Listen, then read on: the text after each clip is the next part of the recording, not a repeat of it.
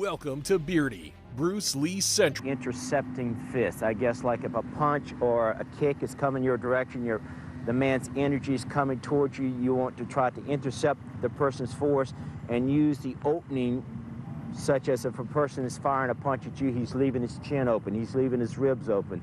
If he's firing a kick, he's leaving his midsection open, he's leaving his groin open. He's immobile, he can't move if he's standing on one foot executing the kick. And then you can take advantage of the person's weak points at that particular time. To me, Bruce Lee studied a lot of 𝘽𝙧𝙪𝙘𝙧 philosophy. And to me, Jeet Kune Do philosophically was Krishnamurti's philosophy.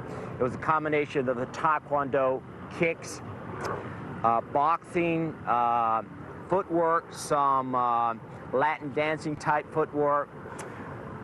He used a lot of the Wing Chun punching techniques. So Bruce Lee, in my personal opinion, Jeet Kune Do was a combination of all the best aspects from a philosophical point of view to an athletic point of view to a martial arts point of view. Considered him by far the greatest. And for those who don't consider him the greatest, at least he would be the top candidate for being he who would actually be the greatest. Hey everybody, it's Birdie here. What's going on, guys?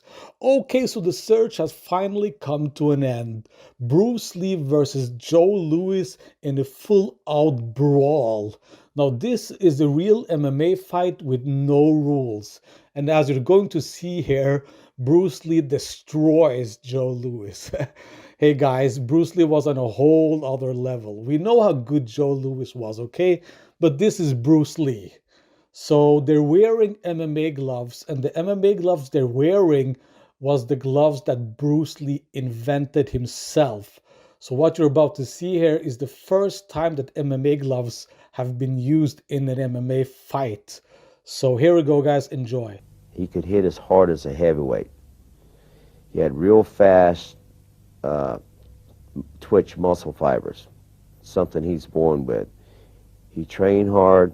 He worked on a lot of his stabilizers and muscles, and especially his speed. I always thought he was like the fastest guy who ever stood in front of me.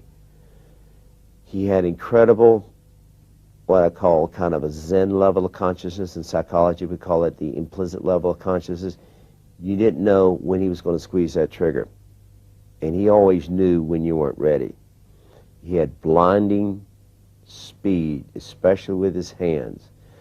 And I know that's because he stood in front of me and he popped me a few times. So I've always told people, I know how hard Bruce Lee could hit. I know how fast he was because he nailed me. And I've always told people, I know what real Jeet Kune Do was because I got popped with it a few times.